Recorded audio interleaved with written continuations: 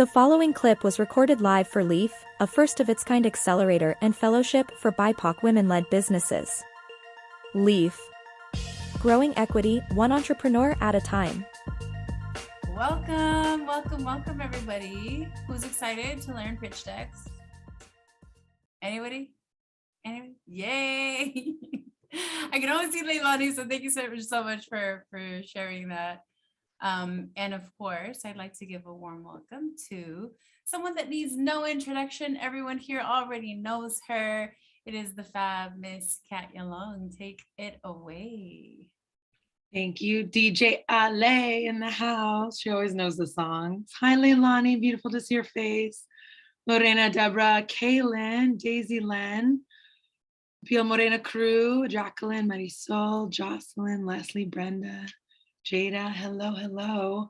So you have to excuse my voice. I was at South by the last 5 days, and it's the most amount of people I've been around in 2 years. So I've been drinking lots of water, but I'm excited. I had a lot of fun planning the session for y'all, and it is a lab session. So in true lab sessions, I just want to leave as much time for us to write together and to create together and to just get feedback from each other as we co-create. So I'm going to jump in and share my screen. Let's see.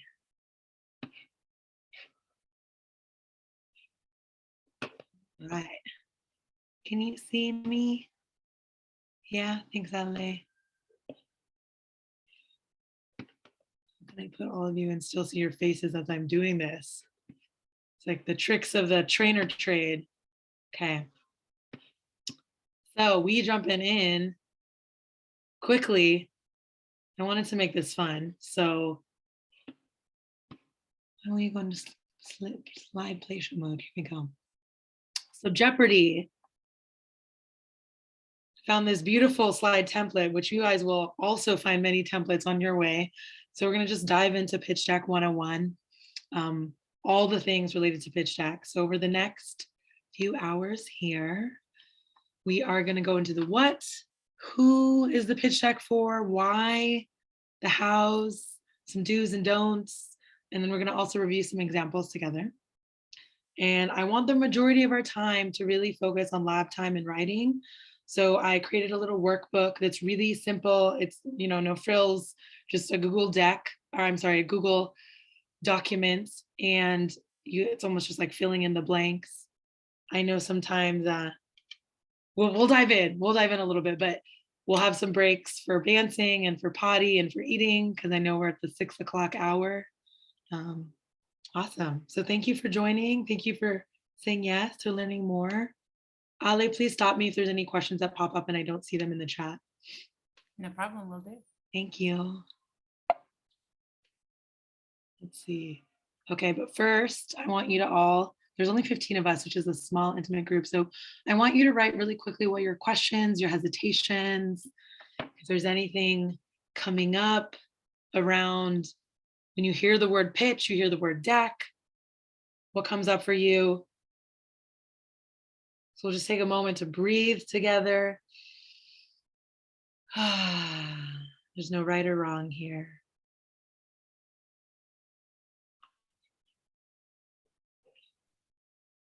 The first thing that comes to my mind, Kat, is where do you start? Yeah, I love that.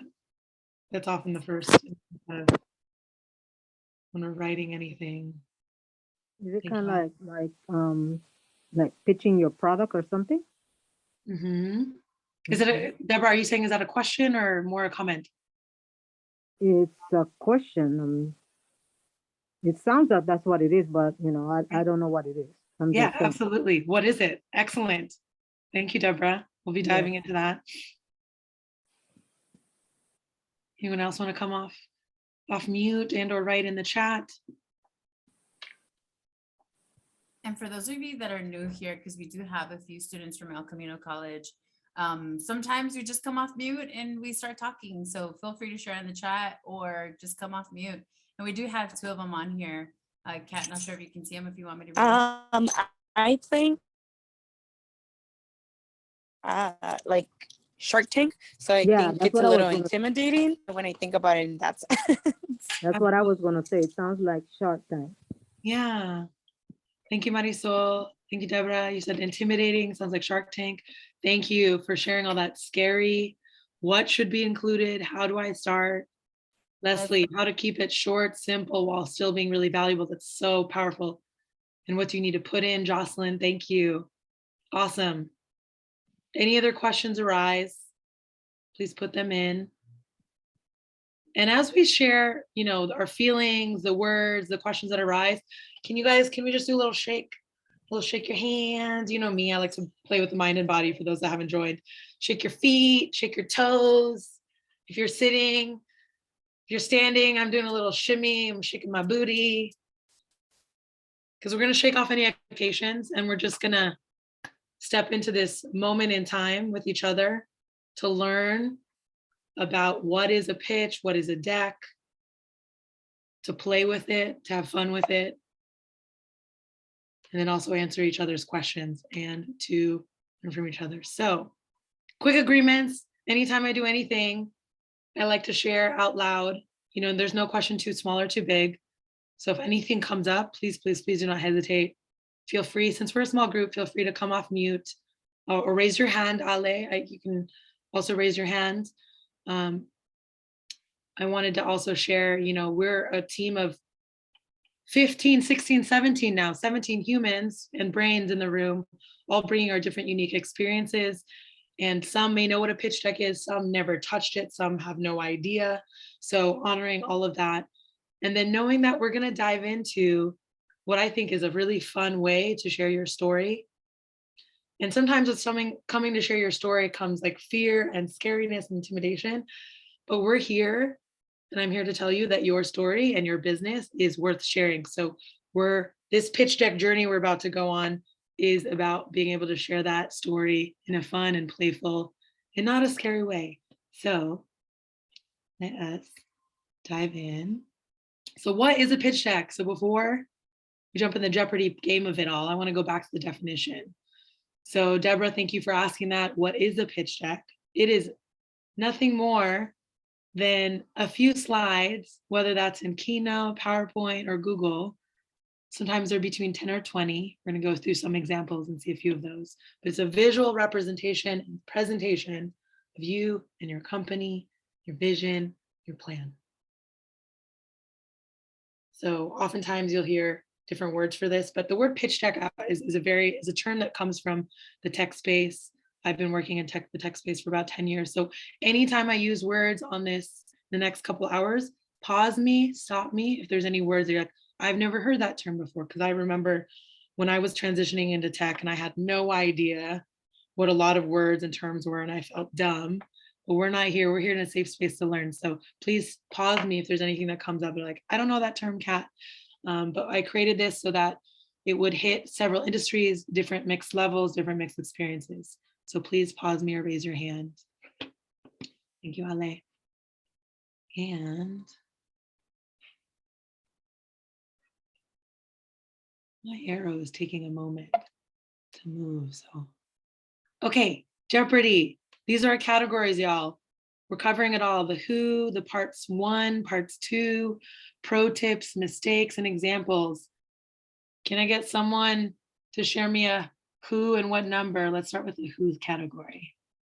Just throw it out there. 600. 600. Milani. Thank you. Okay. Who? We're doing a little revised version of Jeopardy, obviously, Jeopardy. But who's the main pitch deck built for? Can I get a Leilani? What do you think? You can also answer no questions. Whoever your audience is. Yeah. Who is your audience? Oh, who? Oh, you're supposed to say it as a question. Who Yes. is your audience? Yes. Who is your Jeopardy, audience? like Jeopardy. Yes. I'm having Honestly, I've never seen Jeopardy before, but I know this game is common and I forget about the question situation. That's okay. And I'm asking it because I think it's an important way for us to be all present with each other and each other's words, how we're sharing our words. So Leilani said, who is your audience? So Leilani, who is your audience for this main, like why are most pitch decks, who are they built for? Can you take a guess? Sometimes investors, sometimes people who can accelerate your business in some type of way. Awesome. Who are But I'm investors? just gonna say investors for now. Yeah, I love it. Yes, that is exactly, you're right. Ding, ding, ding. I know you said 200 or 600, so I'm gonna give you $800, girl. Who else are pitch decks built for? You said anyone who can help accelerate your business. So who is anyone who can help accelerate your business? Anyone else come off mute and just share, throw it out?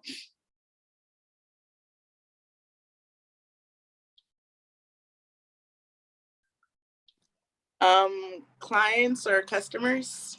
Excellent. Clients or customers. Thank you. I didn't see who shared that, but thank you so much. Kaylin. Kaylin, That was awesome. Kaylin from Mount Community College. Yes, I love it. Okay. So who are we building this pitch deck for? Investors. And when I say these terms, some of these terms you might not know, and that's okay. Let me know. It could be angel investors. It could be venture capitalists. The majority here won't be making for VCs, but angel investors are people who got the dollars, high net worth, high wealth people who have dollars and write checks to companies and people and passions and projects of theirs. It could be an accelerator like a Pledge LA or a Grid 110. We've seen those folks for those of you that joined. Could be banks. And it could also be programs, grants. So grants like the Jewish Loan Association, I believe they give a certain amount. So writing for that. You said clients, customers. Leilani said anyone who can help accelerate our business. So it could be partners. It could be people associated with whether in their coffee industry or the wellness industry or skincare. It could be people in the space, could be brand partners, marketing, sales partners, just giving an overview of who we are and what we're about and where we're going. It also could be for prospective hires. I think pitch decks are a great way to share with people we want to bring on the team and or a co-founder potentially. So someone who could help work with you on the leadership team. And then also, I know Elaine asked for this. I know that you recently had a Pledge LA info session for those of you that might be joining, because Pledge LA gives a certain amount of money and they are asking, it's not required, but they're asking for a pitch deck. And I think anytime you have a pitch deck, it just adds another level of this is me, this is who I am, this is what we're about and where we're going. So any questions here coming up? Well, really quickly, I added in the chat, Kat, I asked that they let us know if they're currently working on writing a pitch deck and who it's for. And Leilani actually replied back and she said, Pledge LA. Excellent, Leilani, good to know. Anyone else writing or wanting to write a pitch deck for someone specific so that we can incorporate it in examples? Thank you, Ale. I'm a few people myself, so that I know how I talk about my company, but also prospective partners. So corporate partners for me, those who are looking for like wellness and meditation in the workplace, and also grant funders. Awesome. Thank you, Amani. Yes, I love that you said this. Prospective partners, corporate partners that would want meditation in your services. And then also you shared yourself, which I think is so powerful in this, because part of writing a pitch deck and creating a pitch deck together today will be about learning your own potential resistance and into writing it or starting it, things like that. So we're gonna do that all together today. And Cynthia says same, Pledge LA. Awesome, Cynthia, I love it. So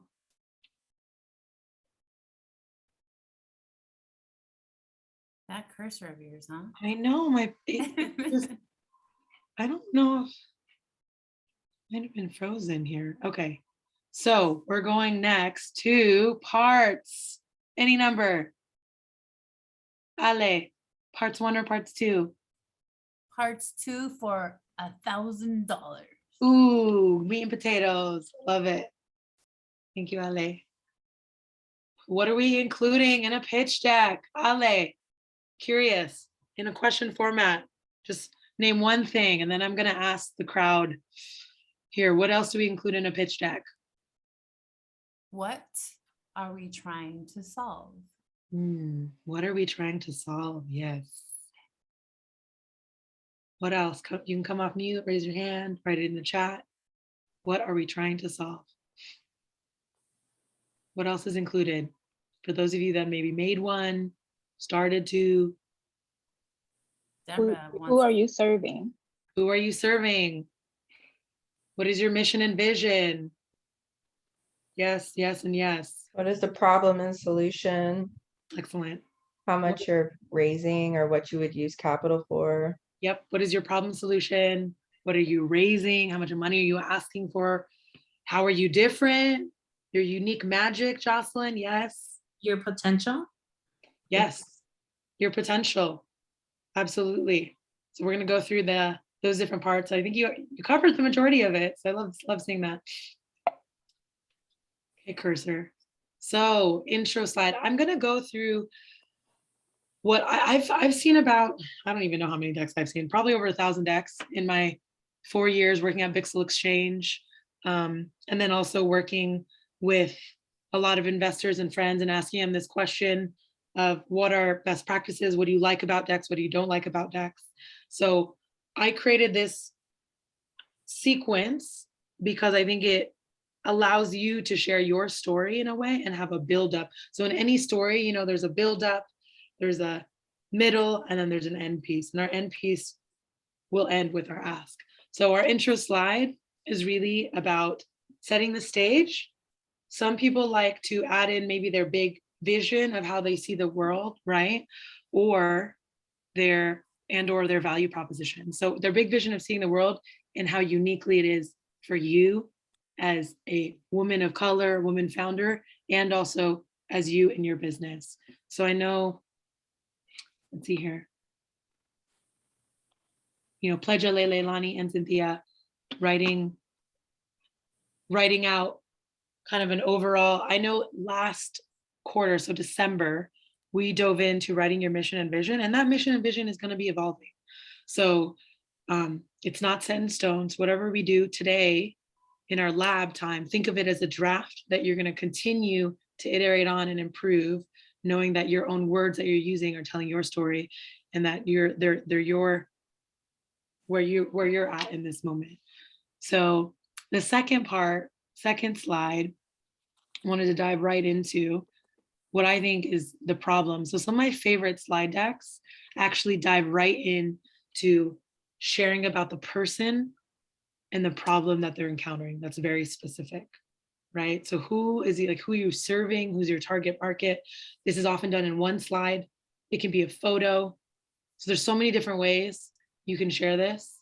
We're gonna see and dive into some examples so you can see some visuals of this, but it's really what is the problem, who is it solving for?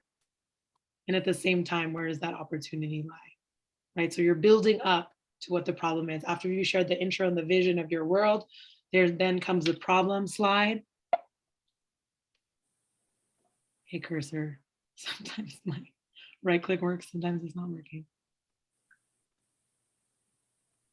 And I know I already added it in the chat, but just as a reminder for everyone, we are recording the session. I will be sharing it with everyone as a recap, along with yesterday evening's health and wellness session.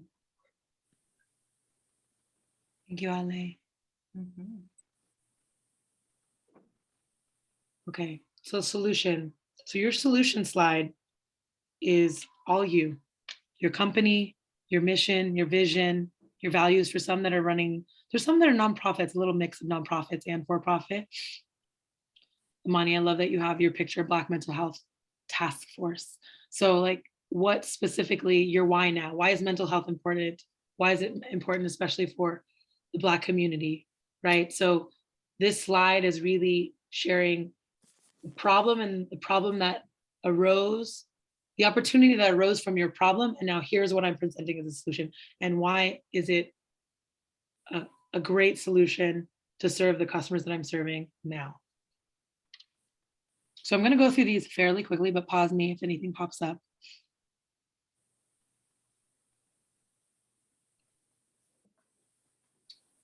All right, next slide. So after we shared our problem, our solution, our intro slide, I personally love going right into, okay, you brought your solution up. Now tell me even more how you as a founder and as a leader about your competition, your awareness of your competition, who they are. It could be no more than 2 or 3 people, right? There's different visual ways to show this, and we'll share examples of that. But your awareness of who your competition is, whether it's direct or indirect. So other meditation people, I'm just going to go through meditation. Other meditation folks, it could be Calm app, it could be Headspace app. How are other companies doing wellness for their team?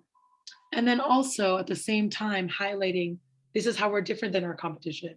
You know, it could be a grid, it could be showing like, okay, yes, Headspace and Calm offer this, but I'm offering this customization piece, and I focus specifically on Black and Brown community, something like that, right? So your competition slide. And you hear the word UVP sometimes. I put unique magic as, you know, AKA unique magic, also known as unique value proposition. So what are you bringing in terms of to the table, proposing to those that you serve in your business, whether it's a taco stand, whether it's self-care, whether it's beauty, a beauty product.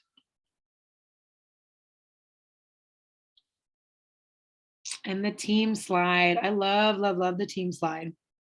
Huge fan. Sorry to Yeah. cut you off there, Kat, but I have a question. So let's say the Pledge LA, right? Yep. What is our unique value proposition compared to our competitors? Yep. We have multiple businesses and in different industries that happen to be our competitors at that moment for Pledge LA or Grid 110. Yeah. What do we put in there for that? Like how to choose which competitors are they, or is it more like how to? Yeah, like how do we know who our competitors are? So if we don't know who our competitors are, how do we add that to our pitch deck if we're presenting it to like Grid 110 or Pledge LA? Yeah, I would say pick competitors that you find are your expanders. So I was just thinking coffee. I'm going to actually show an example of a coffee pitch deck. So obviously there's lots of coffee shops, right? So who is a coffee shop that is in your space that is similar to you, whether it's someone like a coffee shop that is serving a local community and very focused on local business and highlighting coffee's only from Colombia or coffee's only from Nicaragua. So as specific as you can get, right? So anytime you have a business, if you haven't researched or Googled who are potential direct and indirect competitors for you, please, that is definitely an important step in this. And that's the time in lab time today. We could look that up together. So it's definitely, Ale. Are there any specific industries, Ale, you're referring to? Coffee is a big one. So for coffee, I would pick other coffee shops, maybe local and or other coffee shops that could be bigger, like an indirect one could be a Starbucks, right? And potentially isn't so focused.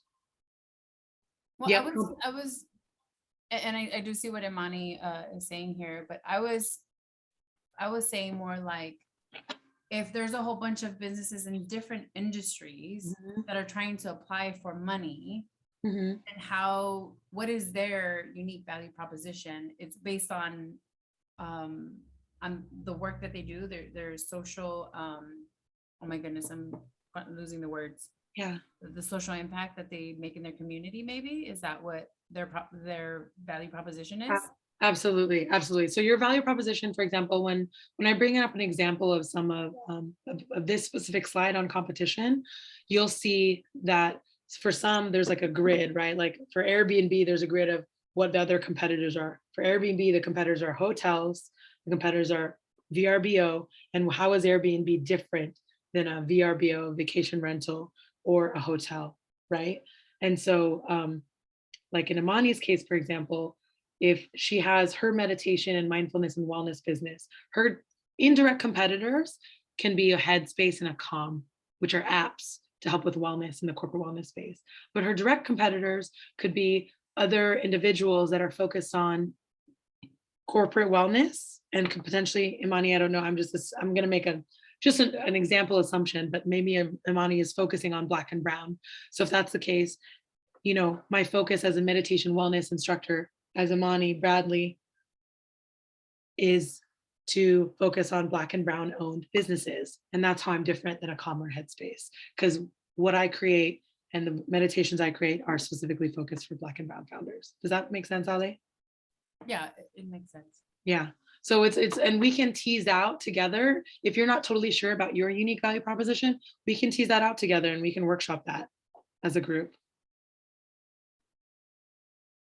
Cool. Awesome. Yes, Imani, you said anyone that keeps you motivated to stay on top of market trends and innovation. So, oh, I just saw the birthday girl come in. Can we just say happy B-Day, Elaine? Happy birthday! Happy birthday. Happy birthday, Elaine. Happy level up, girl. Speaking of team, teamwork makes the dream work. Hi, everybody. I'm just in the background listening to y'all. Thank you for all the birthday wishes. Yes, thank you, Elaine, for being born. So the team page is my favorite, one of my favorite slides. It's showcasing you, not only you can be your picture, but also your experience. So why? The solution slide showed the why now, your team slide showed the why us. Whether it's a 1-person team, a 2-person team, or a 3-person team, this is where you can name drop past experience, you can name drop skills, levels, you know, I have 10 years in this, 10 years in tech, 20 years in nonprofit, XXX.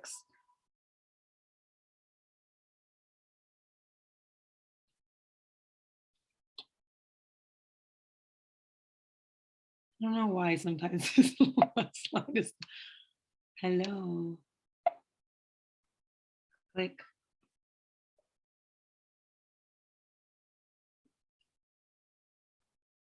Okay, traction timeline for parts, pitch deck parts. What is traction? What is timeline? So this slide is all about showing me, showing investors, showing whoever's reading your pitch deck, where you were, AKA milestones, progress, where you are now, and where you're going. So where you were, where you are now, where you're going. And sometimes this can be, do you need, oh, Mani is asking quickly, do you need permission to name drop? Are there parameters, situations where you wouldn't identify parts of your team? Absolutely no permission to name drop.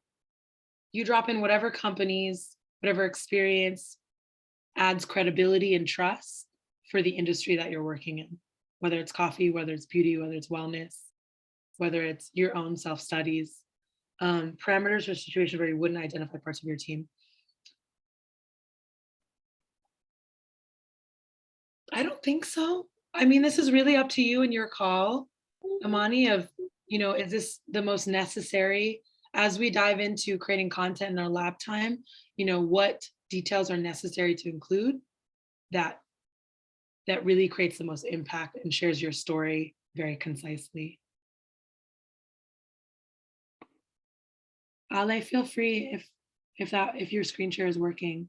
You know, mine is taking a moment, but Yeah, it's working. So let me try it. any questions on traction timeline? It's really roadmap, past, present, future.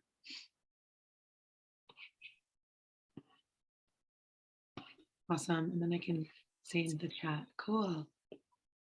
Thank you. Can you go back a few slides, Ale? Traction, you're on? Yes. Okay. Oh. You have to have years. Brenda, you have to have years in your experience on the team page. Is that what you're asking? 5 years? I would for the traction timeline, like would you say like this is, I apologize, my daughter is like wild right now. But it, like in 5 years we see ourselves going in this direction versus 10 years. Should we have like years in there to be more concise? Good question. So I will share with you one of the pitch decks I've created recently for our company, Sovereignty Fashion CEOs. We actually did a 1 year, like what traction we created in 1 year, 1.5 years. So where we want to be in 1 year, where we were about a year ago, and where we're at now. So I would choose no more than, it depends. It really depends, I think, on you and your business, and we can dive a little bit into that, Brenda, but you know, when you're sharing what milestones you've hit, when I talk about milestones for traction, it could be when you've hired, when you obtained a space, when you joined Leaf, when you joined and got grant money or funding from friends, from the bank.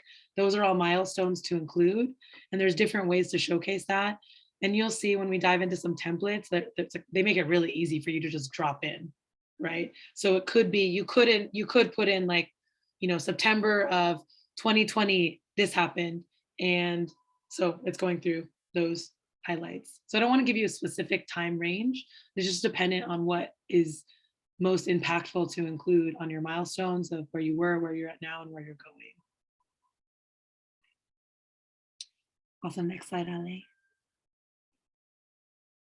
Thank you. Financials. So financials isn't, for Pledge LA, I don't think financials is completely necessary. Financials obviously comes more pertinent when it comes to banks, when it comes to investors, angels, friends and family, when it comes to potentially prospective clients or sales. But the type of financials that typically go in what I've seen in pitch decks and startups is forecasting sales. So a lot of forecasting, which are, I will tell you, can just be completely off the cuff half of the time. So the financials page is usually used more as a weapon to show, oh, we can grow really fast in the tech and startup industry. But for a lot of the small businesses that are here today that represent us, we're not looking for crazy exponential growth. It's more just getting a handle for showcasing, you know, your financial health as a business. And there's what you can and cannot include. You know, I don't think it's super essential right now. And I don't think for what we've shared for Pledge LA and for other folks that are writing it, but it can definitely be even in the section that would be considered your pitch deck appendix. So we'll dive a little bit, and I can show you examples of this. We're going to go into examples in a second. And the last, but most certainly not least, I think one of the most important, thank you, Ale, is your slide on what are you asking for? What do you need? And don't be shy on this, right? And your ask and your need is, I'm asking for $2 million for a space, to hire this many people, for marketing budget. So if you're going to have an ask, there should be, especially if it's money related, I would also like you to go through the exercise. You don't need to put it in the slide, but to go through the exercise yourself of what is this money paying for? Budget, your budget essentially. So it could be that, or it could be, I'm looking for brand partnerships to help me increase my sales globally. I'm looking for brand partnerships to help me increase my sales for women of color. I'm looking for brand partnerships to help me dive into more Black-owned, you know, Black and brown owned businesses. So what is your direct ask? It could also be something of get into Pledge LA, be that as direct. Become a Pledge LA 2022 recipient, something very specific. And for customers, for hiring talent, anything like that. Thank you, Ali. Next one. All right. Pro tips or mistakes? Let's go pro tips. Any number?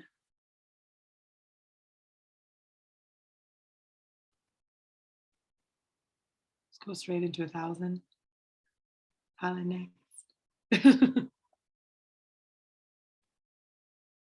Okay. Common mistakes. Is Jose on this call as well? Yeah, I'm here. Oh, awesome, Jose. I was thinking of you when this came up too, because I know, and Elaine, you know, I don't want Elaine to participate, but Ale, if you've seen as well. So, Jose, I'm going to actually pose this to you. Are there any common mistakes that you see in pitch decks? Going back to the financials thing, I'd say being too focused on like trying to make those numbers seem appealing. Yeah. And giving like crazy projections. One article that I recently read, I really like how they phrase it. They said your financials should be more so to showcase that you really understand the numbers behind your business, right? You understand how much it costs to create a product or to provide a service.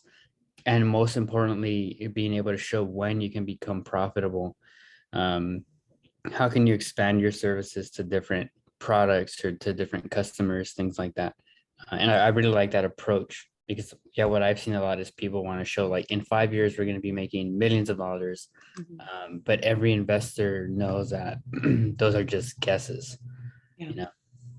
Absolutely. Thank you, Jose. That's really, I love that. It's looking at the financial slide as your slide to showcase that you know your business in numbers. And that can be, for some, that could be intimidating for those that are aversion to numbers, but it's at least knowing, right, your cost of your business, when potentially you could become profitable. There's definitely resources out there that can help with that, and also your advisors, your SBDC free advisors that Leaf is offering as well, of understanding your business from a numbers lens. I love that. Thank you, Jose. Any other common mistakes for those that have looked? Ale, I'd be curious of anything that you've seen when you've seen maybe a pitch deck or slides and you're like, ooh, nope. Well, a lot of what I've seen is it's great content, but the imagery is not great. And so it almost seems like maybe the business didn't invest in putting in good images because, again, what sells to a lot of people, they're visual, right? So what sells to them is just the images alone that they're using on their pitch deck. It might be really good content. It might sound like a really good company, but for some reason you might have somebody that's a decision maker and they're like, I just don't like the way this looks. But I mean, I could see that being a mistake there. Like absolutely. The visuals and photos are not aligned with maybe your business or who you are, the story you're telling. Mani, nail on the head. And Mani said too much text. Absolutely. Ali, will you go to the next slide, please? So I've just listed some common. Too much. What's too much? I'm gonna give you, so investor friends, right? I spent a lot of time in rooms with investors who give money, with venture capitalists, with angels at South by the past few days. Folks who are reading your deck oftentimes don't spend more than 60 seconds. So from an impression perspective, if I love asking this question of like, what have you seen when I've had panels in the past and they were like too much? And I think one of the answers, Lucas, forget Lucas's old fun name, but he said one time someone just put super obnoxious colors and I just couldn't even, he's like, the colors came on my screen and I just had to stop. I like couldn't even get, like, wouldn't read through it. So be really mindful of what colors you're using. Text, somebody said too much of text, and then also just too much stats. So what Jose was saying, you're just maybe using too much numbers and inflating what could potentially be projected, or you're just using a ton of bullet points. The art of creating a pitch deck, yes, there's a little bit of a science to it, but there's also this art of intuition and sticking to what your story is and what represents you. So I put too much, and on the balance side of that, not enough. So pitch decks can be great. There's a lot of awesome content, but are you taking me through your story? I want to be led through the story of you and your business, the humans that you're solving for, whether it's coffee, whether it's skincare, whether it's meditation. What emotion are you evoking out of me? And I also want to see, and I don't want to see so much text that there's like not enough. I've seen pitch decks where there's just every single part of the pitch deck is all text and all visuals versus just having space to breathe. Right, white space is actually a good thing when it comes, when I say use the word white space, it's all this space, in this case on this slide, the blue space around the text, right? I probably could have taken out the what are the common mistakes question, but so just enough space for people to breathe and digest and focus on what's important. Whenever I look at slides or help people with their slide deck, I always say, what is the one takeaway that you want this person walking away from this slide from, right? So if it's a competition slide, what do you want to hit home with? What do you want them focusing on?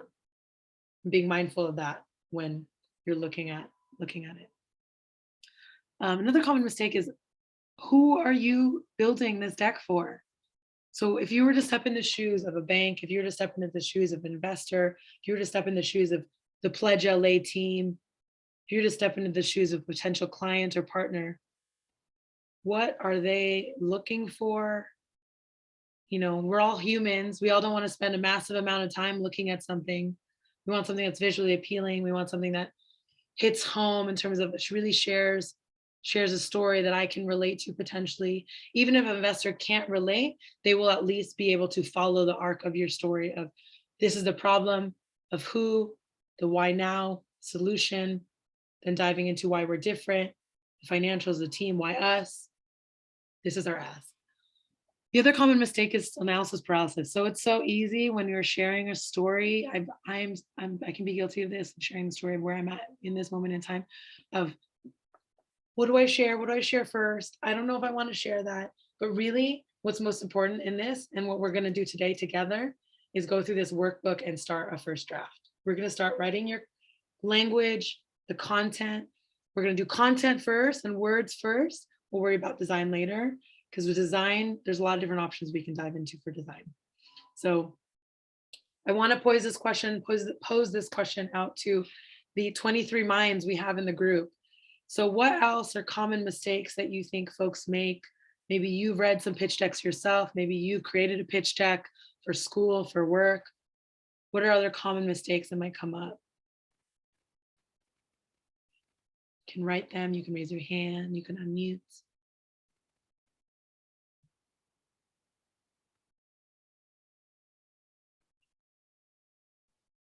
Maybe we should start with who has actually seen a pitch deck. Good one too. Thank you, Ale. No, Jose, Ale, Deborah. I haven't. You have not seen a pitch deck? No. Okay, awesome. So Deborah, we're gonna look at them together.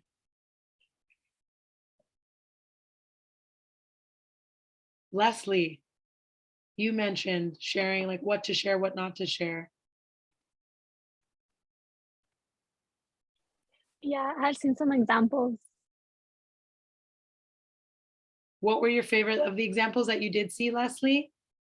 What were your favorite ones and why were they your favorites? Just curious.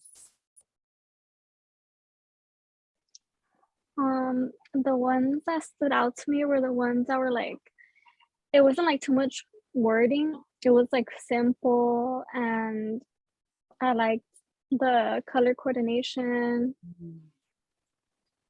And yeah, I just like the ones that were simple and got straight to the point. Love it.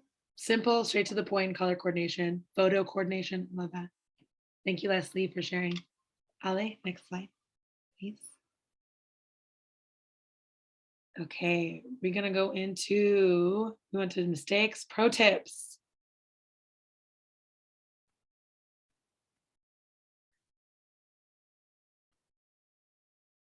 So for the money move, what are the best practices and pro tips as I create my pitch deck? I'm going to dive straight in because I want to leave more room to kind of look at these examples together and analyze what stood out, what didn't, what was too messy, these actual real life examples. And potentially if someone wants to share one too, you know, don't be shy. Ali, was the next one? So in true Jeopardy format, what is always evolving? What is your story and what is information? So I know we got some perfectionists in the room because I'm a recovering perfectionist myself. Your pitch deck is always evolving. So a pitch deck isn't always going to land with everyone, and it doesn't need to because it needs to just land in the hands of one person, whether that's a bank, whether that's Pledge LA. So knowing that the words, your story, colors, your design, it will evolve, it will transform, and it will evolve to become better every time, every single time. As is your story, as is the information. Some mistakes that I've seen on pitch decks, having outdated information. That sounds like a very, you know, what's the word? A common sense, but you'd be surprised people don't have the most up-to-date information on there. Number 2, what is sending a standalone PDF and what is your story? Yes, Ale, common sense isn't always common sense. So true. So if Ale were to send me if Amani were to send me her pitch deck, please, please, please send it as a PDF. Why? Because if you send it as a Keynote, you send it as a PowerPoint, what if the person doesn't have Keynote? What if the person doesn't have PowerPoint? And then the pictures, the visuals, the fonts, and all the beautiful work and magic you put into this won't come through. So PDF will secure the fact that it'll come in whatever font you created, whatever visuals, whatever colors you've chosen, whatever colors you've created. And when I say standalone PDF, what is a standalone PDF? Your deck by itself will tell the story with or without you there. So whoever is reading it will be able to understand the problem, the solution, the potential, the opportunity, where you're going, where you were, what milestones of progress without you there. Obviously, it's always better and more just simply fun to be able to the whole story and context, because when we're attached to our baby, our story, our business, our product, it's obviously you want to share more, you want to be able to. But as Leslie said, being direct, being concise, being simple is so much more powerful. Less is more in this case. So I just put in Spanish, googlearlo, which just means Google it. So Google it as your weapon. How many times in the last 10 years, 11 years of working in the tech space, when I say working in the tech space, I haven't worked as a developer. I've worked as an incubator director. I've worked as an office manager. I've worked as a marketing person, a salesperson, a booth person, all different ways. When you don't know something, Google examples of pitch decks, examples of competition slides in pitch decks, examples of meditation pitch decks, examples of self-care pitch decks, examples of coffee. Like, just Google, try different ways, try different words, and see what comes up in your images. I trust and I know that you will find what you're looking for when you do that. So something will come up and it will rise. Do it incognito. Yes, Elaine. Elaine, do you have a reason why you say do it incognito? Yeah, an incognito window on Google. So for those of you that know what incognito windows are on Google, instead of opening a new window, you can go open incognito window on Google Chrome. It takes away your location and it takes away any kind of historical cookies or data that your browser has, which means you'll probably get decks from like the UK, you'll get decks from like Australia, you'll get decks from, you know, South Africa, you can get decks from all over the world, not just your general population, like your 30 miles around you. And it'll inspire ideas because people around the world are so cool. But we sometimes don't get to see that because we use regular Google. And as you guys know, there's technology tracks what you're searching, who you're seeing, the radios you're in, and all those things. So Google it in incognito so none of your history tracks you, so you can see new things and new perspectives. Awesome. Thank you, Elaine. I love that. Thank you for sharing that tidbit. And for the last pro tip, what is iterating on your gut, sharing for feedback, allowing your story to unfold? Pitch deck is inevitably, obviously, sharing you, sharing a piece of you, sharing your story. So coming from my own experience and working with thousands of entrepreneurs, I know that there can be resistance to sharing your authentic self, to sharing your story. But know that here today in lab time, we're going to practice sharing. We're going to practice writing it out. We're going to practice. We're not looking for perfection in this moment. We're going to practice and exercise on it. So when I say iterate, the word iterate just means allow versions, different versions of it to unfold. So, you know, maybe you've used the same 3 words for your vision, but allowing maybe this group of 23 people as we work on our workbook together and share different examples of each other's, allowing it to transform, right? And I always say gut. So, you know, trusting your gut on, okay, someone gave me this feedback. Maybe you have a team of, I'm just gonna give an example. Maybe you ask family, friends, maybe an advisor to review an example of what we do today in this workbook the next hour. And again, it's going to iterate into different versions. So allow whatever edits and iterations to unfold, but check in with your gut. Does that seem aligned with your business? Does that seem aligned with your story? Does it seem aligned with you? And gut alignment is a practice. I'm learning that my gut, when it's a yes, my whole body is just like just wants to go. It looks like that. And it also is, it feels very like spacious and free in my body.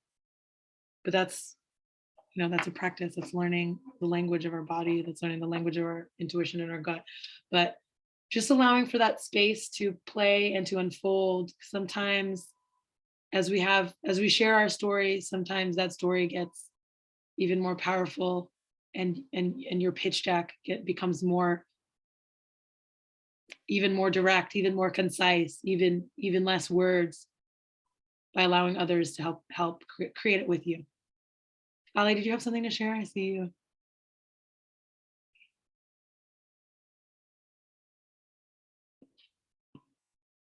All right, I'm gonna add, I think I might have to switch Ali to sharing because I want to share some examples of pitch deck examples. Elaine, did you raise your hand? I did. Yeah. Two things I was going to mention earlier. You were talking about traction timeline and financials. So for those of you that are applying to Pledge LA, two components of the application. Traction, as it relates to milestones like Kat mentioned, accomplishments, anything that you can attribute to your business, and maybe even saying something like, if this is true about your business only being in business for a year, and that's okay, but you've, hit X amount of sales, or you've seen increase in this much. Traction can be packaged in so many different ways. Like if you have a mailing list of, 5,000 people, 10,000 people, right? Recurring sales. So maybe you only have, 300 customers, but they buy from you every single month. That's serious loyalty right there, right? And that's traction, which means you don't have a ton of customers, but they are continuous. And that is a detail of success. If you were to get another 10,000 customers and they would buy from you every month, right? That's traction. And I think that the portion that they're looking at, I would say from a Pledge LA perspective, they're looking for, they just want to make sure that you are, one, like a legitimate business that's here to continue to be in business for the long run. And two, that you have some growth mindset, right? So we're looking towards the future. So if this year you hit this much sales, like you're looking for next year to be at this, right? Or you're looking for your growth to be here, or your expansion to be here. I remember I saw John's original submission, who was in the session last week with the Pledge LA team, being, he had a coffee shop, and prior to the pandemic, like that, the coffee shop was like the only thing he was doing, right? And yeah, he had other plans and whatnot, but in his pitch deck, more specifically, he was like, I want to bottle my coffee, right, in order to sell more of it, because I'm not going to have people walking into my store. So that was the portion of like his growth mindset of the timeline, traction timeline. And then the second portion on the financials, what I think is interesting and what I think is super, super valuable, and kind of a hardcore sell to this particular opportunity that Pledge LA is that if you've bootstrapped, if you've put in your own money, right? Like, what does that look like? Because I think the story that we don't hear in our communities is like how much money and time and sweat equity we've put into our companies, right? So maybe you cashed out your 401k to start your company. Maybe you have your families, supported you. And also because there is this $250,000 threshold, it's important for you to, understand how much money has gone in, because you are going to get that question. So if you do make it through the first round and you get to an interview, they're going to ask you questions about your pitch deck. So be ready to answer them. And so if you're going to put in financials, And I think to Jose's point, like, did you just throw something in there, or like, do you know why you threw those numbers up there?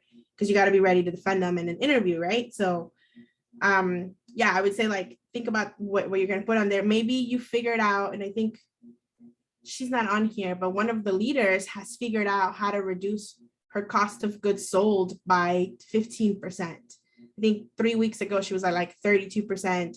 She's down to like 23, right? That's a huge milestone. Like in food and beverage, reducing your COGS by 17%, like that happens if you have big machinery, if you have all these like food experts on your team, but somehow she's figured out how to do it, right? So think about those very special moments and things that only make your company individual, even as you think about all the other competitions and other people that are doing similar things to you. So like why you and why you're so special. Definitely adding Leaf as a milestone. I'm not saying I have any say on any of these applications because obviously I'm here and I'm talking to a lot of people about it, but I know that there's going to be people of, that's part of your traction. That's part of you taking that step towards becoming a better entrepreneur, towards investing in yourself to grow your business. So putting that milestone on your pitch deck, it's not about us and it's not about what we've, been able to do for you or what we've been able to share with you, but it's about you taking that step and that commitment to saying yes to Leave and yes to growing as an entrepreneur and growing your business. That's what that signals on the other side to the people that are reading those pitch decks. Thank you, Elaine. And Elaine is speaking from being on the Pledge LA board, so that's why she's right. That's why she's sharing this, of being mindful of, who's reading on the other side. What are they looking for? And we haven't, we're going to have enough time in this next hour. We're going to take a little break. We're going to have enough time in this next hour. We're going to workshop. I'm going to share this workbook on share screen, and we're all going to go through it, AKA just leave time for you all to write. And as we're writing, as questions will arise, resistance will arise, how we can move through it together and answer those questions. And maybe it's us going through a few of these businesses together to say, what is the traction for my business in specific industry and market and where I'm at, right? I know Jacqueline says, thank you, Jacqueline, for joining. I'm going to share, before Jacqueline goes to Jacqueline, I'm going to share links for some examples we're going to review right before we go on break. But thank you for joining us. Okay, so I'm going to share screen really quickly on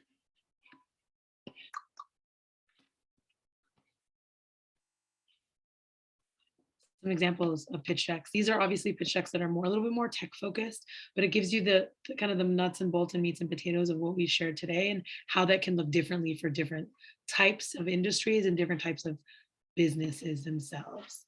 So can we see this? Is this big enough? So I Googled 23 best startup pitch decks. This is a little bit more direct to technology and innovation to some respect, but all of you have companies and you're doing it for a very specific reason that is unique to you, that is unique to your experience, your unique footprint, your unique fingerprint. So we're going to make sure that your pitch deck captures your essence of your story, of who you are, of your brand, of your all of those things. But I wanted to share, we all know Airbnb, correct? Please raise your hand if you don't.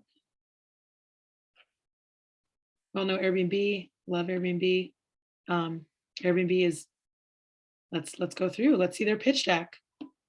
I love that they're one of the most searched pitch decks as well. So going through, they have 12 slides. It's a PowerPoint from Business Insider. So Airbnb, you'll see why. We're gonna go through really quickly. What is the problem? Price, hotels, not an easy way. Slide 3, solution. We are a web platform that helps people save money, make money, and share their culture.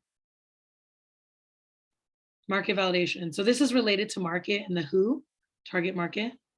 You can do it like this, but I'm sure we're going to show you different examples of doing it. So who the market is for, right? Temporary housing. Specifically, they were focused on San Francisco, New York, and couch surfers. This was more specific to who and the opportunity.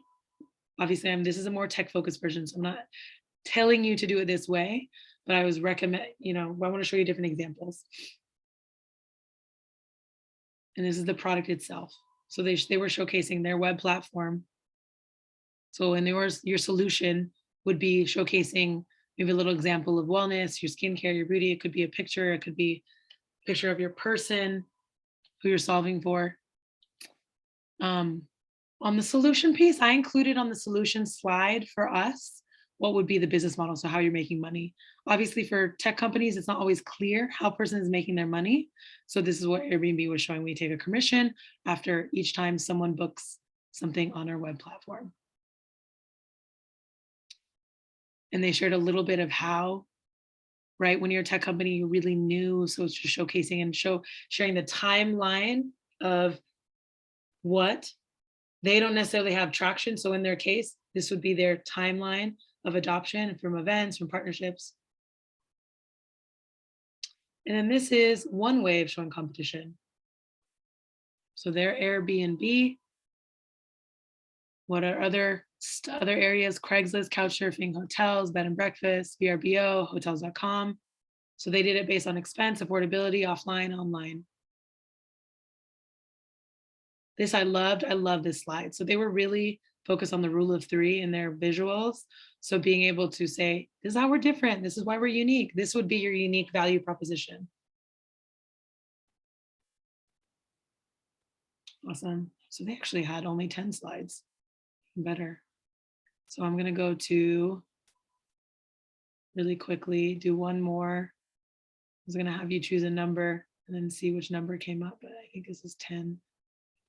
This cow, so they're in the coffee business. I know we have a lot of coffee folks, but they specialize in Vietnamese coffee using 100% biodegradable pour over technology.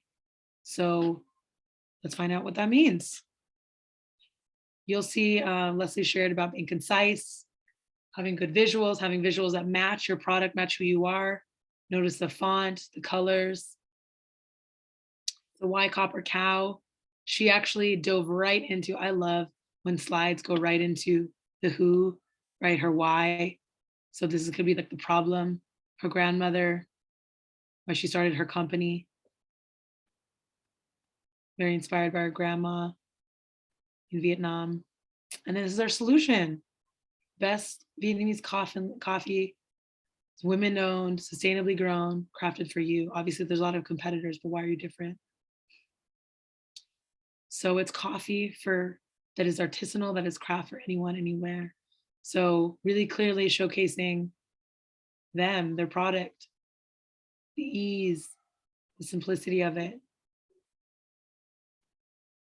And then obviously some competitive advantages of theirs, knowing that they are experts in supply chain management. Thank you, Elaine. Love you. Have a beautiful evening and birthday night. So really kind of competitive advantage again, and or unique value proposition again. She is supply chain experts, which is a huge advantage when it comes to the world of COVID.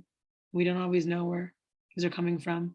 So this looks like it's a traction or timeline. So traction timeline page, either they're already in existing stores or they want it to be in over 2,000 stores. So these are, I'm just going through kind of how I would analyze this pitch deck. So you have a pulse and a feel. This is the opportunity, being a $32 billion coffee industry. Other revenue opportunities that they're building on. They want to be in offices and hotels, they want to be e-commerce. Again, what Jose mentioned, projections, really simple. They're just like, this is what the revenue we want to be. 2018 is our margins, profit margins. This is their team. So you can see how simple their team is here. They have photos for where they were at, Berkeley, World Bank. Lillian, she's a sales and customer success person. 2 people. And then ending with, hey, we want to raise on 80K by this date and time. And our goal is this.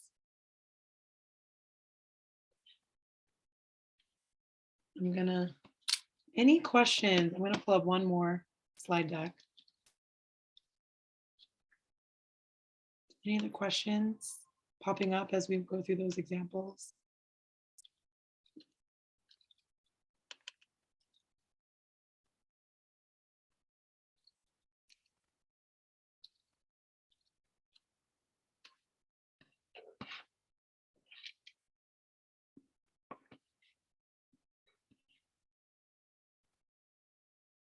Anyone have a favorite slide deck they want to share as I'm pulling up this other one that's taking me just a moment? I had it up and then I think it closed.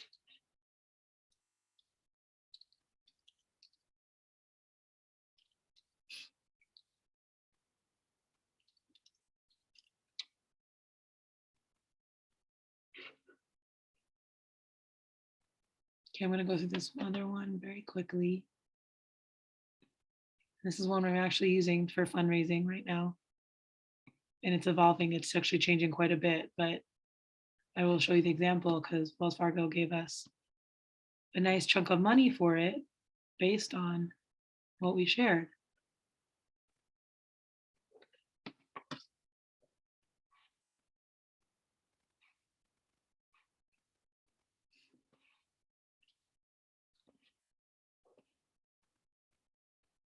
Okay, I'm sharing you the company I am working on with business partner in LA. So we're a sovereignty company. It's actually changed quite a bit in terms of, I'm going to show you a couple iterations of it to go back.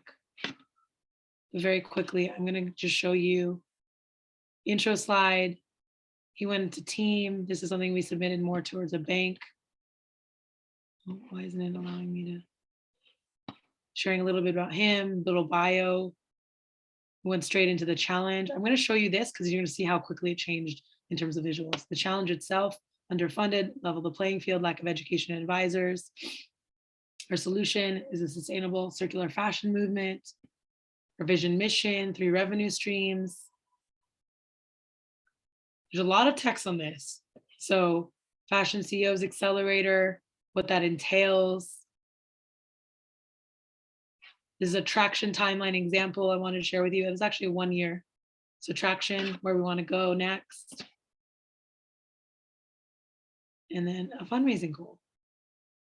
And then because it was specific to Wells Fargo, we went and hit Wells Fargo. So I just wanted to show you that example. And then I'm going to share you another example of who did we update this for.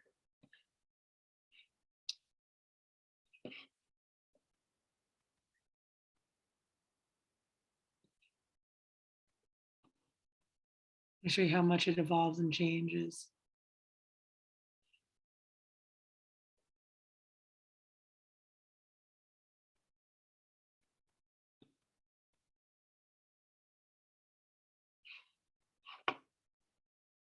It's changed even more since then, but this is just another example of visuals that change it, the colors, the challenge itself, the solution.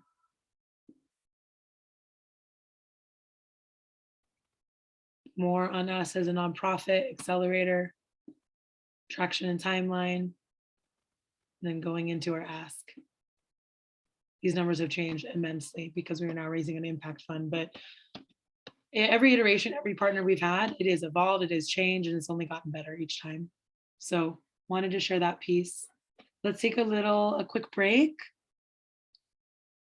Ale, do you mind adding any questions in the meantime as we take a break, go eat, go potty, go dance? If anything comes up, we're gonna go right into a workbook together. And that workbook is just going right into the language and content. Yeah, thank you, Ale. And we're going to notice, we're going to just become aware of when there's resistance, where you specifically are having any issues with, Kat, I'm really having troubles writing this piece. Let's workshop that out. Let's talk about it during lab time. So take a quick, how many minutes do we need? 5, 10? I think we're good. 7 minutes. 7? Okay, let's do 7 minutes. So it's 7:13. Let's come back at 7:20.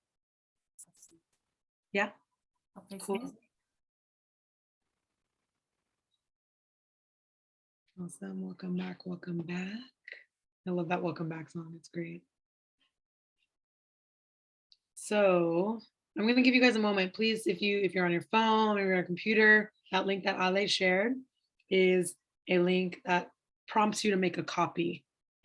So it'll come up when I actually pull it out, so you can see exactly what that looks like.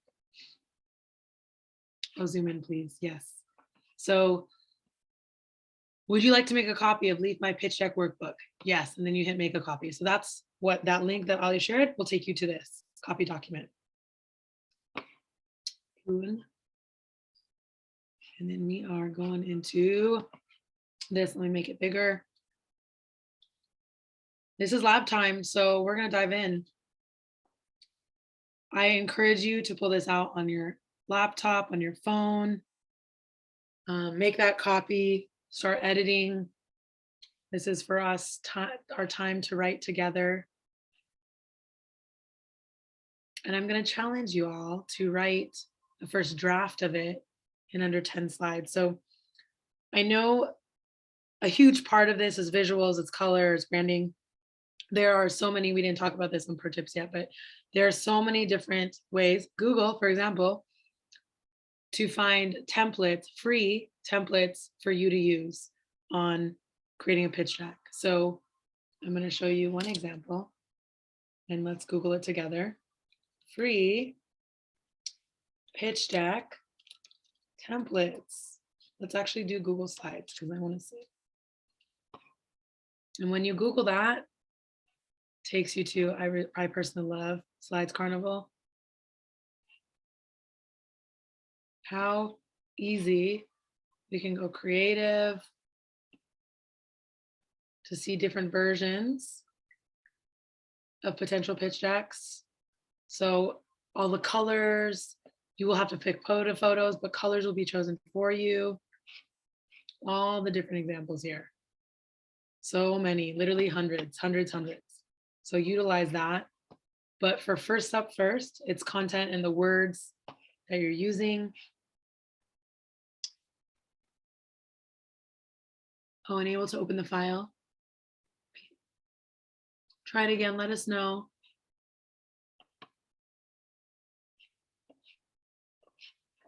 Let us know. Second link worked. Okay, great. Weird. It should just open up a copy. It should prompt you to open up a copy. And then, because the second link, yeah, to make a copy of it. The second link is an actual edit. So I'm hoping you can actually edit it right now is what for workbook time. So intro slide, right? Whatever quick summary you want to share. It can be the vision, it can be vision related. Added some terms here. And added some notes based on what Elaine and some of you have shared. So this is time for you and to notice when you have resistance arising or where you're getting potentially stuck. Again, intro slide, problem. Who is this problem you're solving for? The solution slide, your competition slide, your team slide. So I want you to get through really the words and what you're going to be highlighting on each slide. So it doesn't need to be perfect right now. Right now, we're just drafting out languages, terms, anything you want to use. Know you want to include, maybe it's a photo of your inspiration of why you started. Anything at all. Writing it here on the side.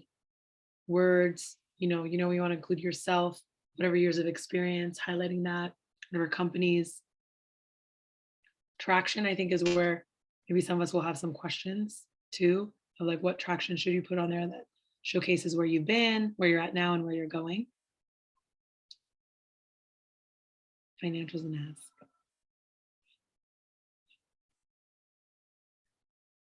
Yeah, intro slide.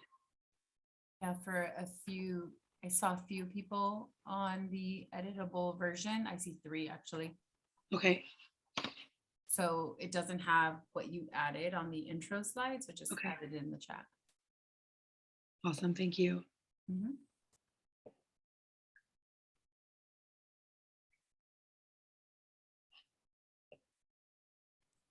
So how long do you want them to work on this and then start to share?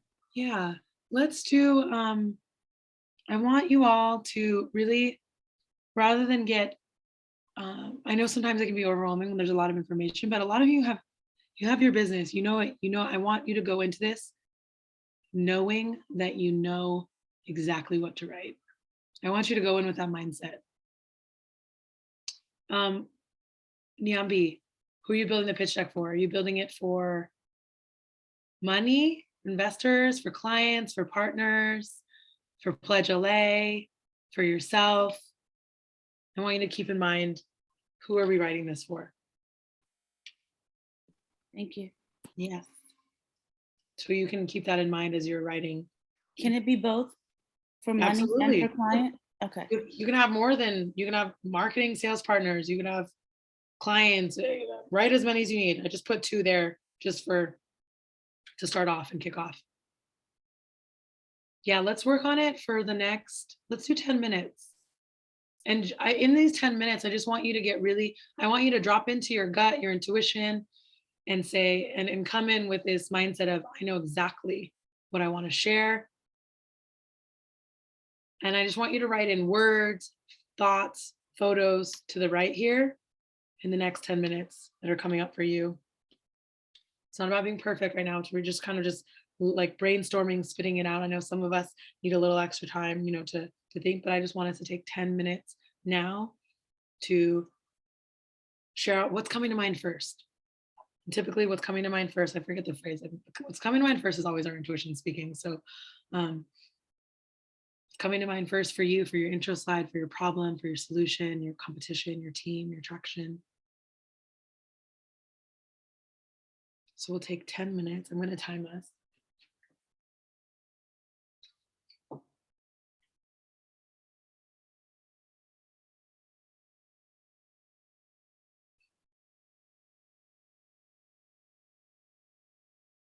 Well, is it too much trouble to ask for some work music? I'm working on it now. Thank you.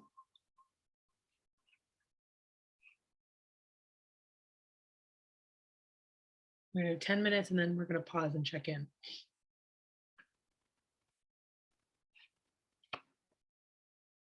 I'll eat some of this amazing beef jerky that my parents dropped off for me.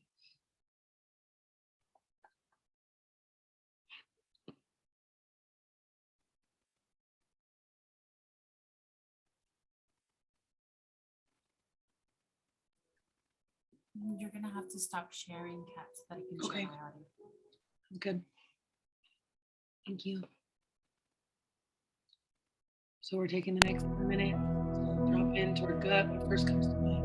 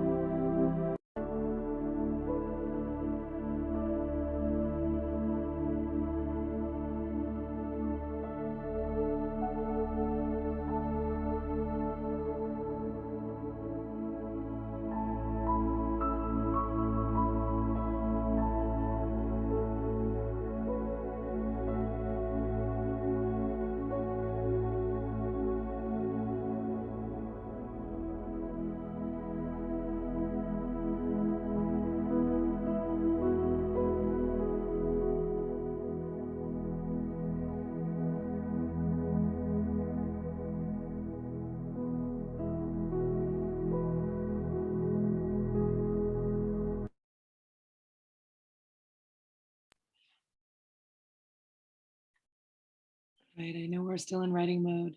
Thank you, DJ Ale, for that. Going into this writing exercise of, I know my business, I know it in and out, I know what to write.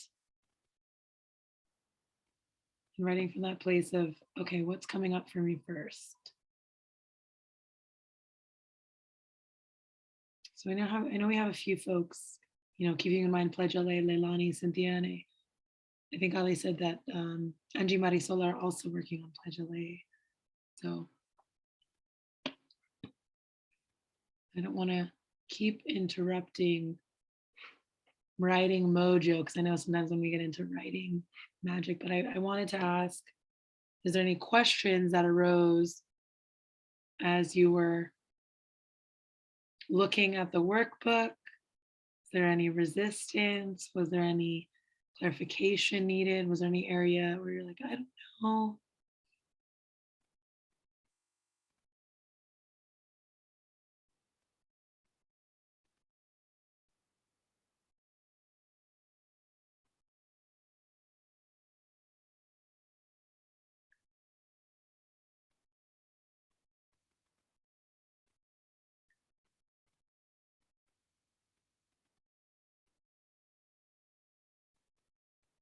And if nothing's coming up, just go ahead and keep writing. But also if Jose, I think I see Jose. Deborah, do you have something? Yeah, I was gonna ask you, because I'm just writing stuff. I don't even know what I'm writing, but if I need someone to look at this, is this where I would reach out to my SVD person, or? Yes, and also having an eye, you can be your facilitator, Deborah. Okay, And cool. facilitator, it can be an SBDC advisor, it can be another founder. Another Okay. lead. This is why we have hyphies, right? Okay. I know my hyphy has not yet met yet because I know everyone's getting schedules, but those are hyphy-led meetings, right? Hyphy-led opportunities for you all to share. Okay. Really being able to utilize this community as a resource. Right, right. Yeah. As our mastermind. Okay. Yeah, absolutely. Okay, because I'm just writing stuff. I don't know what I'm doing here. That's okay. That's okay. This is a starting point, right? This is a starting point, and writing words, maybe photos, things that are coming up as you think about what should go on each slide. The point of this workbook was to be able to at least get enough information so you could, if you were going to share it with your fellow, say, hey, fellow, I want to make a pitch deck. I don't have much experience making a pitch deck, but this is kind of my initial what came up for me. I need to develop it more. And or for those that do have a little bit of pitch deck experience, you can actually, if you don't even want to worry about the design at all, you can potentially hire someone on Fiverr for pretty cheap. So I listed Fiverr, FIV. Here, I'm going to drop the link here. I listed it on there. I don't know if everyone got it, if they created a copy earlier, but Fiverr is another great resource for design work, right? And with any design work, you're going to still need to share what language you're going to need to include. Right. So being able to either hand it off to a designer, freelance person, and or, work on it with your fellow together. So, okay. Yeah. And then we had another question, Jocelyn, can you clarify for the team part of the workbook? Yeah, absolutely. So I am going to share a screen because I want to share more visuals. So my team is really highlighting you, highlighting your experience, highlighting why you and your team are the people to be running this business, right? So this is a slide where you're really adding trust, credibility. I want to show you this. I want to show you. You don't need to use Google as a search engine, but it's kind of just the easiest for me. So I'm Googlearlo as a weapon, right? So let's look up team pitch deck examples. Different ways you can ask for this, right? Pitch deck examples and team slide. I'm just going to see what comes up. Let's go to images. I'm going to actually open this one, but let's also go to images.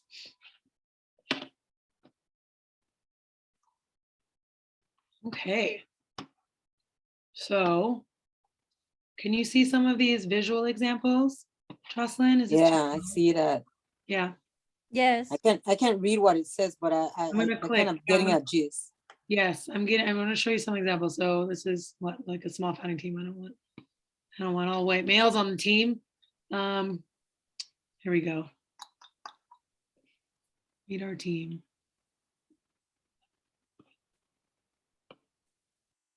So they have title here.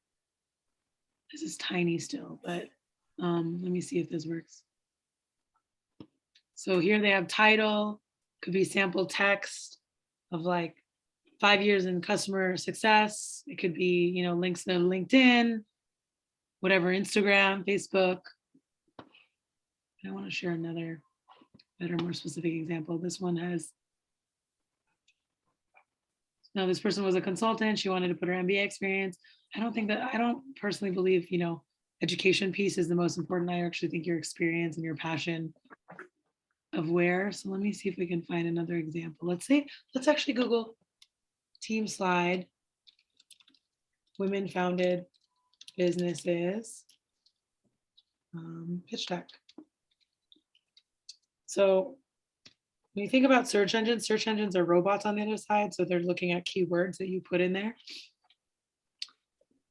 Would this be when we want to do it incognito? Yes, Okay. actually. Yeah, technically, yes. I just went in and dove in. But this other person, I like looking at how some people put a lot of logos, right? Successfully managed. They were at these following places on this management team. This awesome team was highlighting a little bit more of, it looks like founder. Okay, this is more of a template for someone. But their experiences in 10 years in coffee, 5 years in skincare, spent 2 years creating my own nonprofit, 10 years in HR, passionate about fashion, like so many different layers to what you can put on your team. But are you getting a kind of a pulse for how different ways you can share, what you can share? Yeah. Awesome. What other questions came up? Because we can kind of Google some examples. I think it's easier to see.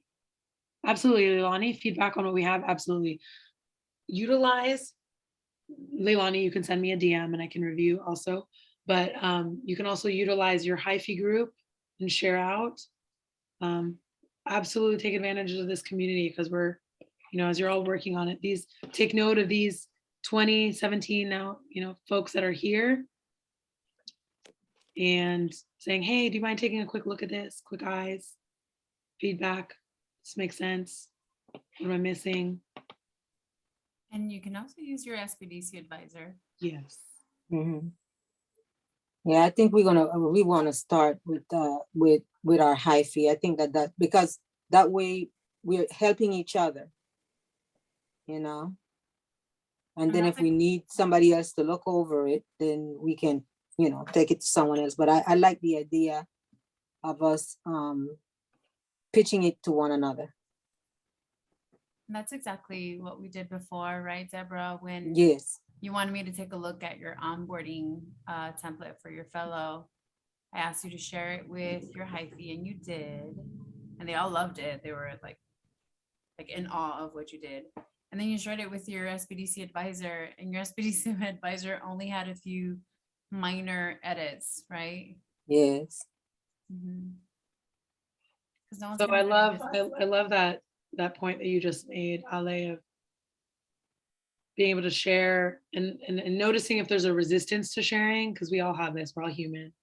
So there's resistance to sharing story, resistance to sharing a baby, a business, whatever it is. I put this up here on team slide. And what do you share, right? So if you can go into, anytime you drop into writing, if you want to, I'm a big person of, if you say this process is going to be hard, it's going to be hard for you.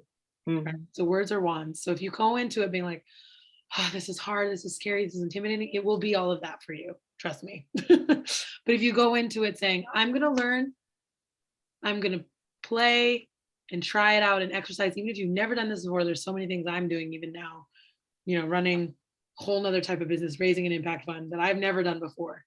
And yes, it can be frustrating, but also it can be so rewarding if you go into it with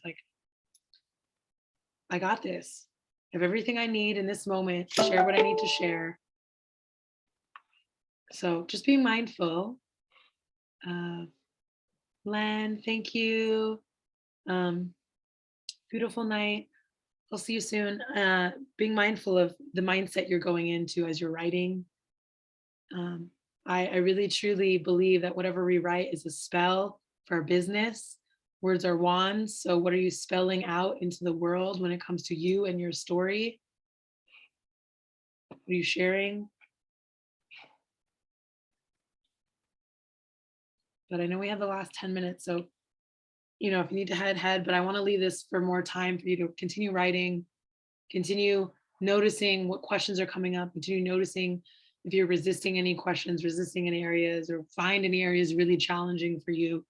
And thank you, Deborah, for being so open with us about going, I've never done this before. I don't know what this is. It's so super helpful to know, and also know that all of us we've all been at a starting point. So, there's a moment in time when I didn't even know what a pitch deck was. I didn't know what a venture capitalist was. I didn't know what an angel investor was. So going through that processing, allowing ourselves to share. Leilani, do you mind if I open yours, Leilani? I don't need to share it openly, but. No, I don't mind. Okay. That's why I sent it. I really, really would like your feedback. Yeah. I'm gonna share screen then and open it. Thank you. Okay. Quick slide. We strive to help women. I'm gonna go through and I'm gonna quick read it, and then I will share thoughts. And as I'm quick reading it, if those of you want to take a pause and read Leilani's, she took a moment to write in 10 minutes, which is quite a bit because you do know what's up. You do know. Love it.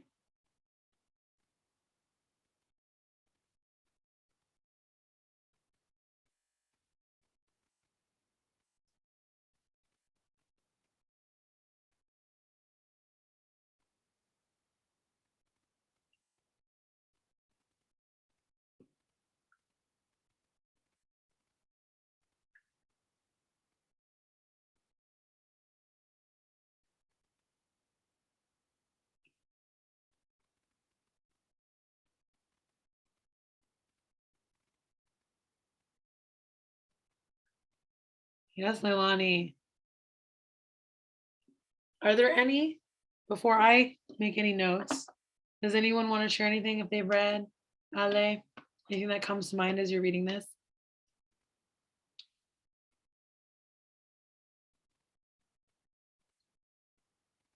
Okay, so quick intro slide. I love that you dropped right into helping women step into their confidence and building self-love, because I do know that's a core piece of who you are. And you're doing that through styles and wardrobe and fashion. You don't use the word fashion, but I like that you have styles and wardrobe here. So this language will get even more and more concise as you do different edits, and as you have more people look at it, and as you also potentially, whether you go in and find a design template on your own through Canva or on Google, or potentially hire a Fiverr person, as you do that, the copy, when I use the word copy, that just is another word for language and words. The copy will get even better. And why I use the word copy? It's a whole copywriting is a skill set that people get paid to do copywriting. People get paid to write out all of these things. So what you've written so far in the short amount of time, I'm loving what I'm reading. I'm getting a very, very clearly, you're focusing on moms, and you're focusing on self-acceptance and being able to provide options when there aren't as many, right? And so I think in the problem as well is, you said young moms left out because styles are too trendy, provocative, frumpy, or high-end or expensive. So maybe what is the gap in the market currently? The gap in the market is, it could be something related to the lines of curvy bodies are afraid to try different styles. I've noticed I'm sharing this is because I love Queer Eye for the Straight Guy. And when they have, it's not even Queer Eye, I think it's the other version, it's Queer Eye for makeovers. And they've had different body types on there, and different body types that come up say, I don't want to even go in. I don't like going into the fitting room. I don't like trying on styles that are different than me. So you're providing, a space for people to try out different styles, right? And also a safe space to, hey, come to us because we are providing styles that are for curvy bodies, and that are for young moms, and that are for young moms who want to look and feel stylish, right? I'm loving like this solution, true self, self-love, options. You did a great job, Leilani, of writing this out in a very short amount of time. This is a matter of just getting even more concise of words. It's like almost like copywriting detail, essentially. For competition. Some of it came from my welcome sequence. That's Yeah. why it was so fast. Absolutely. But also knowing that copywriting will get better, but knowing that you have the meat and potatoes detail of it, right? So the competition, being able to show where this is like a visual way of, if you were to imagine your competition, that like, okay, other companies aren't targeting this, other companies aren't honoring moms, other companies aren't honoring different body types. So, you know, what we're doing at Shop Black Ego, or have you stuck with the title Shop Black Ego? The website is Shop Black Ego, but the store is Black Ego. Okay, so what we're doing with Black Ego is this, right? And so team-wise, for a huge network of mothers, I like this as a bio for you. Love it. If there's anything else you want to share related to, you know, it could be something like running this business for the last 2 years out of necessity and has led to X, right? I think it goes along a little bit with your team and traction. We have a community, and this other traction that, remember, Elaine listed, for example, like my mailing list, I participated in. Black Ego has attended, you know, 10 pop-ups, has resulted in X sales. My online sales are this, something like that. I love that you have customer retention rate. That's a I big did miss the traction part. I had walked away and I was like, dang, I think I missed the most important part, because that's what I had questions on in the last meeting with Pledge LA is what is good to put for traction. And then Elaine came on and I had to walk away from my computer for a second and missed it again. Yeah, no, it's she shared a little bit of, there's a lot of different ways to show traction. And what I can share, if you also Google different traction for small businesses, different examples will show up, right? But what you've had here, customer rate, margins, sales, acceptance into the LEAF program, hire, working with a fellow for 6 months, like 20 pop-up booths, all of that is examples of traction, and specifically for you, I think. Yeah, this is awesome, Ale. Copy.ai. Ooh, artificial intelligence for copy. That's amazing. I'm going to look into that because I'm writing a ton of proposals right now. Elaine sent me a TikTok. Yeah, of course. That's what she sent me. And so TikTok I thought it was really education cool. on point. So good. Thank you, Ilani, for being open to share that. This is really like, this is such a solid foundation. You could give this to someone like a designer, copywriter, and they would just boom, make it that much more concise, right? And or you could work with a fellow to do that as well. I mean, you'll learn kind of where your limitations are as you hone in on the content of it, but absolutely. Right. I think wanted here to mention that, and sorry to interrupt you, Kat, but quickly wanted to mention we don't have a lot of fellows that actually know a lot about like Adobe Illustrator or Photoshop, that actually know how to work design and artwork.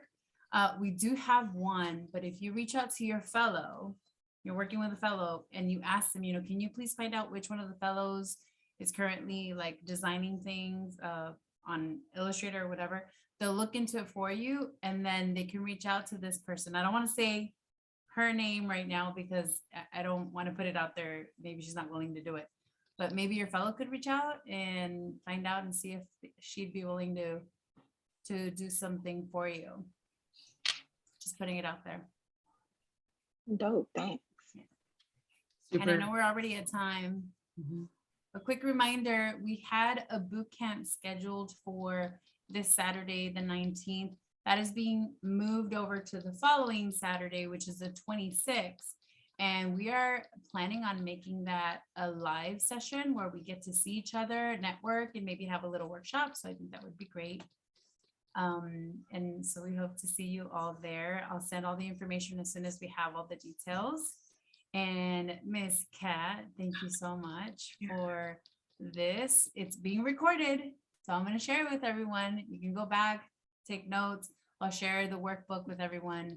And again, thank you, and hope to see you all again soon. Be sure to make your appointments with your facilitators.